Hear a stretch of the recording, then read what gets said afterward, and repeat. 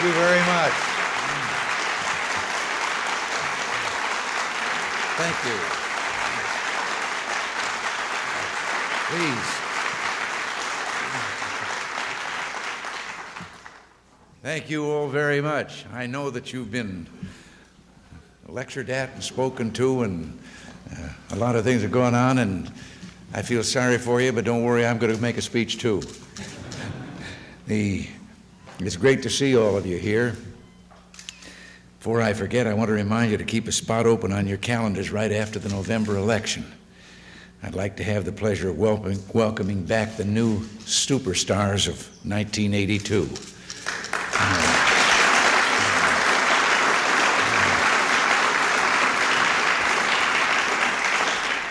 But I want to thank you, too, for everything you're doing to support our party and those values so crucial to a strong and a successful country. Hard work, personal initiative, opportunity, love of family, neighborhood, patriotism, and belief in God, those were the values that we pledged to defend and restore in 1980, and they're every bit as important today. Now, I know that there are some whom I've referred to as Rip Van Winkles who seem to have forgotten that America even existed before 1981.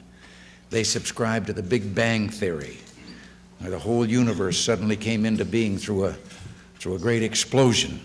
The only difference is, in their version, the Big Bang was on January 20th, 1981. And according to them, our economic crisis emerged full-blown by spontaneous generation just a few seconds after I took the oath of office. Up until then, we didn't have any troubles at all. Well, with all due respect, you and I have three very important truths to tell this election year. The first one is the problems of overspending, big taxing, and runaway bureaucracy that have sapped our economic strength did not begin 20 months ago. They've been building for 20 years, leading us to higher and higher levels of inflation and unemployment. And it was in the 4 years before we took office that those problems became so acute they nearly brought America down. Let me just interject a word here about partisanship, because I want to make something plain. When I speak out, I'm not attacking any one party or administration. Matter of fact, for a good share of my life, I was a Democrat. I was elected this time as a Republican, but with Republican and Democratic votes. And our programs couldn't pass in the Congress without support from responsible Democrats. But I do make one key distinction that's not always picked up. I'll say it very clearly now, again. Someplace maybe they'll get it right. It seems that a gulf has developed between the leaders of the Democratic Party and millions of the rank and file Democrats who do not share the big government is best philosophy of that leadership. And I just wish everyone in Washington could understand what millions of Republicans and Democrats at the grassroots learned a long time ago. You can't drink yourself sober, you can't spend yourself rich, and you can't prime the pump without pumping the prime. Now, when Gerald Ford left office in January of 1977, he left behind an economy recovering from one of those bouts of high inflation and recession caused by government living beyond its means. Inflation had actually reached double digits in 1974.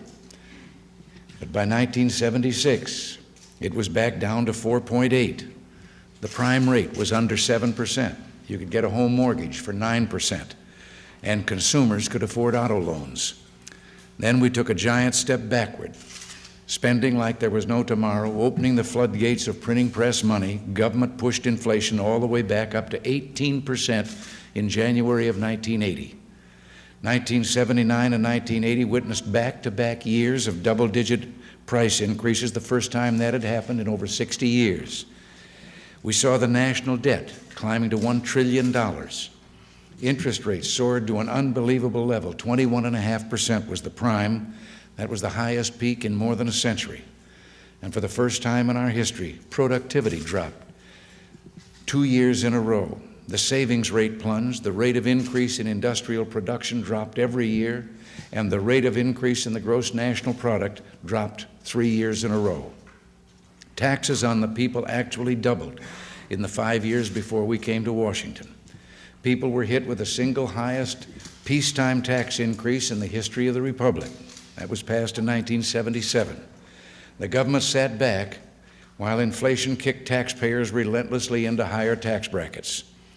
The bottom line was an unacceptable decline in the real wages, earnings, and buying power of the working families and senior citizens of America, and the very people that our critics refuse or profess to care so much about. With government growing like toadstools after a rainstorm, spinning out of control like a washing machine out of cycle, it was Washington that grew fat and prosperous by making everyone else poorer. Federal spending increased by 17% in 1980 alone. Ask the voters in your state this question: how many blue-collar workers, small businesses, working mothers, or pensioners could say their wages, profits, or pensions or savings grew by 17% in 1980? Mr. President, you have given us the largest tax increase. This man's grabbing me, right? Mr. President, we were given, us candidates were given the largest tax increase in the United States history. Those incumbent Republican congressmen were told that they did not support that tax increase, that their campaign funds would be cut off. I was against the tax increase. I stuck to the Republican platform in 1980, which I support 90%. I have not received 1 cent, and I understand from other candidates across here the same thing is happening. We do not have the president supporting the presidential program. You reversed yourself on Taiwan. The Soviets have the highest increase in trade. The Soviets get the wheat, and the Americans get the shaft. We have a Tylenol taxation situation here, and we have a Reagan wars setting into the nation-body politics. Okay, I don't know who the two of you are, but you haven't said a word that's true yet. The tax increase that we reluctantly supported in order to get continued reductions in spending was not the largest tax increase in history. A third of it was our promise to start trying to collect money that is owed by taxpayers who are ducking their taxes and that we're trying to get. Another big chunk.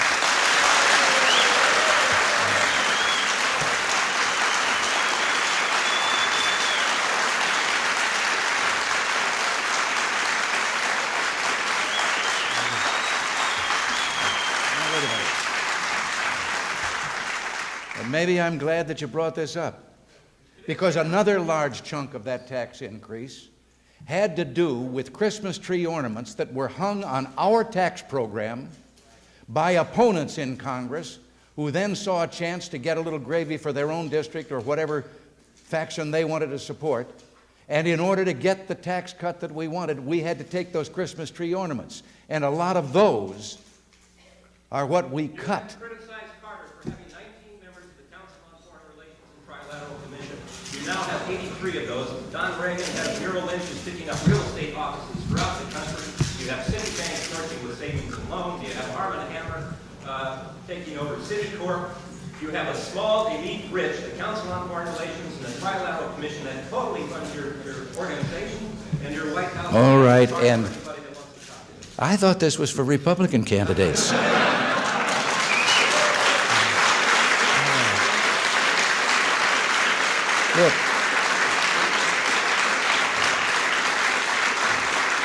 Look, just a minute. I don't know what you've been reading, but you don't know what you're talking about. Because we passed, in 1981, the largest single tax cut in the history of this nation.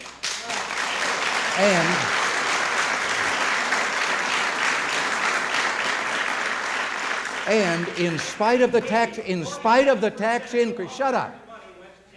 Look, in spite of the tax increase that we had to accept, we still have the largest tax cut in history, $335 billion over the next 3 years at the same time of the tax increase that was put into effect. Now, you touched a nerve with the crack on Taiwan, and I know where you get that kind of stuff. There has been no reversal on our Taiwan policy, and our Taiwan friends are going to continue to get everything they need for their own self-defense at the same time that we're going to sincerely and honestly do our best to improve the relations with the People's Republic of China on the mainland. But they know, and as a matter of fact, they know that they made concessions because we told them the law of this land is the Taiwan Relations Act, and we're going to carry out that law. And if the People's Republic keeps their word that they, for the first time, said that they would try to resolve their differences peacefully and arrive at a peaceful reunification, yes, then there would be no longer any need for us to provide defense weapons, and there would be a decline and an end at that time, but only linked to that promise of a peaceful reunification. Without that, and until that, we are going to continue to meet our responsibilities to our friends and allies on Taiwan. That has been badly distorted, I regret to say, in even a publication that professes to be on our side. But that is the truth of the matter about Taiwan. Now, look.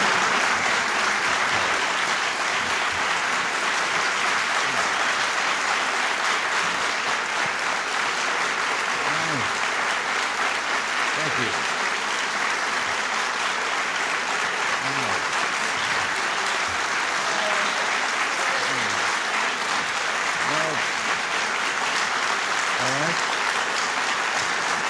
Thank you very much.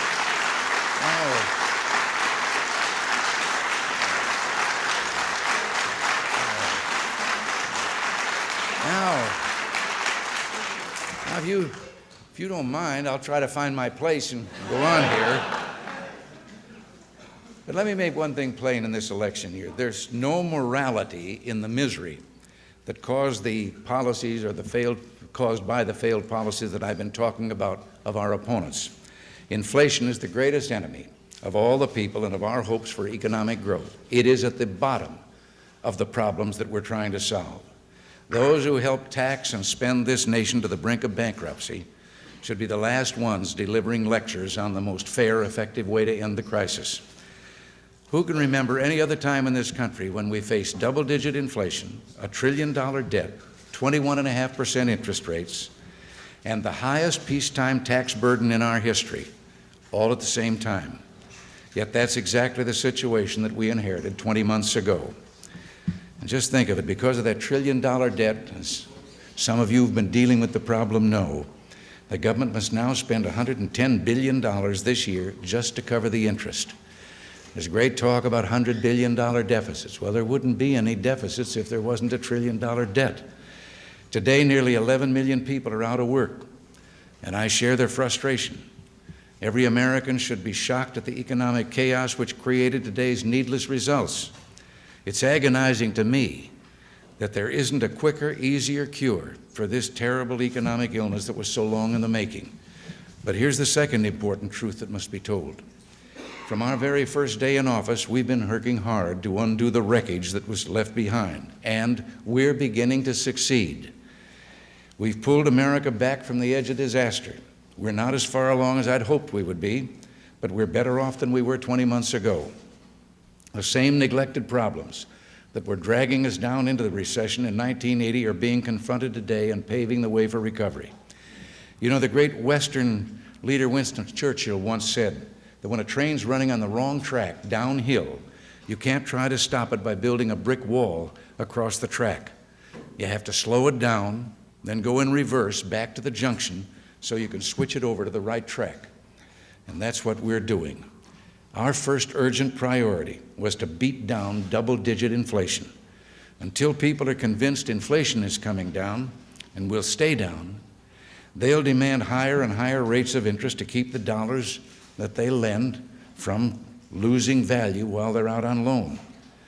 It was the expectation that double-digit inflation was here to stay that caused the interest rates to zoom up to 21.5%. And that's what made it impossible for families to get home mortgages, for consumers to carry auto loans, for firms to modernize machines to keep product prices competitive. It was double-digit inflation and high interest rates that crippled the economy's ability to provide jobs even as they squeezed the earnings and buying power of more and more families, forcing them to seek a second income in the job market. Now, I know that lately there's been a nice game of saying, well, that The tack today is to blame those over the last 20 years that caused these things, and we don't take any blame for anything. No, I want to be fair. And unemployment is 9.8%. When we took office, it was 7.4%. Okay, I'll take blame for 2.4% of the unemployment.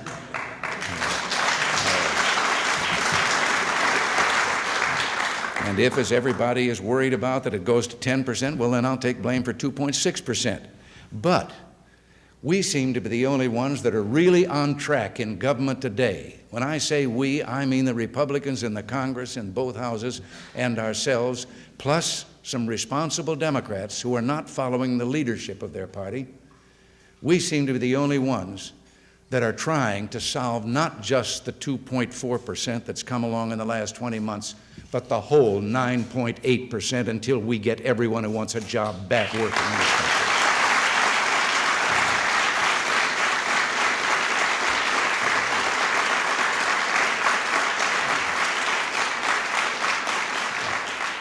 Our program's been in the books now for just a year, and already that inflation rate, which averaged 12.4% in 1980, which the experts said would double, or remain, I should say, in double digits for the next decade, has been beaten down to where for the first 8 months of this year, it's averaged 5.1%, and for the 9th month of this year, it was down to what on an annual basis would be a 3.3% rate. And I've got news for those experts. We're going to do better. We've reduced inflation by 59% since 1980. Interest rates are down 40% from their highs. That's still not enough, but we're headed in the right direction and we'll make progress. This progress against inflation and the first real tax cut for everyone in nearly 20 years has led to more savings, higher real earnings, and more purchasing power for families. Their paychecks buy more. We hear so much breastbeating about fairness and compassion, particularly from the other side of the aisle, but let me give you a statistic that shows we're providing the kind of compassion that never existed under the policies of the past. A family of 4 on a fixed income of $20,000 is about $1,500 better off today than if inflation and taxes had continued at the 1980 rates. Let me repeat that because it's an important number. A family of 4, $20,000, has had the equivalent of a $1,500 raise because of what we've done about taxes and inflation. The family at a poverty level where they don't pay taxes, their income is more than $500 better off simply because of the decrease in inflation. Now, I'm proud that we've made the decisions to curb runaway spending, and I'm proud that we went to bat for taxpayers when others before us refused. Incidentally, I was astonished to see a poll the other day that found the American people, we haven't done a good enough job in talking. The American people believe that the Democrats are better at cutting taxes than we are. Well, the income tax came into being in 1914, and since then, the Democrats have cut that tax only once. This cut that we made is the 14th time that Republicans have cut the income tax since 1914. That might be a good thing to remember out on the campaign trail. We believe the money people earn belongs to them, not to government. And it's about time they were allowed to keep a bigger share. And they will. A 25% tax cut rate, indexing of tax brackets to end bracket creep, a reduction of the marriage penalty, an increase in the child care credit, the working mothers, new incentives for retirement savings, and raising the estate tax exemption to $600,000 for farmers and family businesses who very often were put out of business, the surviving family in the event of death, put out of business by the estate tax. And of even greater help, no estate tax for a surviving spouse. All of this that we brought about. We have a comprehensive plan, and it's working. It's bringing inflation and interest rates down, it's increasing purchasing power, and it's promoting new savings. It's beginning to do all the things needed to move the economy from recession to recovery. And yes, it does require patience. Just saying you've got a lower tax rate and it's just beginning does not bring the effect instantly that you're going to have, but as that continues, the added money then going into savings to add to the investment capital pool and going into improved spending, those are the things that are going to aid our economic recovery. Tragically, unemployment is always one of the last to turn around. That money has to be felt, that increased spending that has to result then in more orders, increased productivity, resulting in the callback of the people that have been laid off. And until all of that happens, we're going to provide assistance for extended unemployment benefits, and soon I'll sign legislation for a program that's intended to train up to 1 million unemployed people or more per year for permanent, real private sector jobs. We still have a long way to go. The House leadership left without taking action on tuition tax credits, enterprise zones, or legislation designed to crack down on crime and make our streets safe. The House leadership left a campaign without passing appropriations bills that hold the line on spending. It stonewalled for months, then voted down a constitutional amendment to balance the federal budget. Those who voted against that balanced budget amendment voted to weaken the financial security of every American family. What people want and certainly deserve is less political delay and demagoguery and more action to reduce the burden of that terrible trillion-dollar debt on their children and grandchildren. Now, you and I can fight that battle for them. We must fight it, and we will. And that's why you have a third truth to tell in the months ahead. The choice of American voters this year is just as important as the one they had 2 years ago. It's a clear choice about the kind of nation we'll be, whether we'll stick to our sure and steady course to put America back on track, or whether we'll slide backward into another economic binge. Let our message be clear. We are asking the American people to stand with us, steady and unwavering. We can turn the hopes of our people into the renewal of all the dreams and opportunities that our nation was placed on this earth to provide. You know, I've seen a good deal written off by the experts. As a matter of fact, I'm pretty close to that myself. And 8 of those same challengers are now voting week in, week out in the United States Senate. As far as I'm concerned, looking ahead to this November, we concede no losses and we take no victories for granted.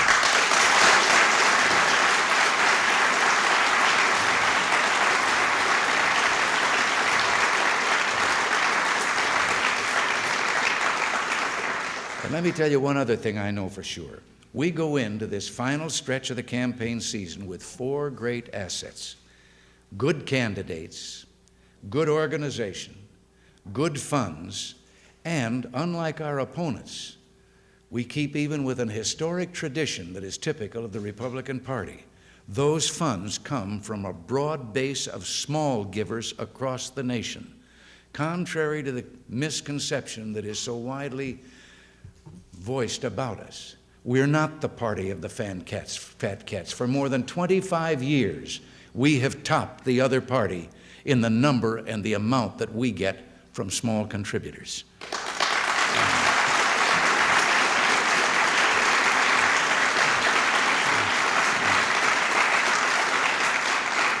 And finally, we have good issues on our side.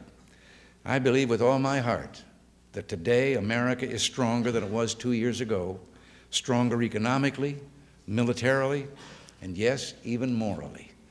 We can stand tall and proud on our record and on the hopes that we offer for the future. So let's go out there in this last few weeks of this campaign with optimism and determination. We know that tradition runs against us. For half a century, the party that holds the White House has lost ground in the Congress and off-year elections. I had a bad moment here today when I thought I was losing ground, but we also,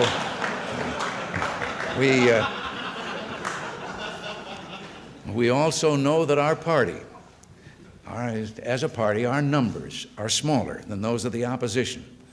But as Dwight Eisenhower once told us some years ago, what counts is not necessarily the size of the dog in the fight, it's the size of the fight in the dog. So I can promise you today that if we go into this election with a fighting spirit, we'll emerge on November 2nd with just what we all want, a stunning surprise. Good luck. God bless you. And as I said, I'll see you soon back here in Washington. Thank you very much.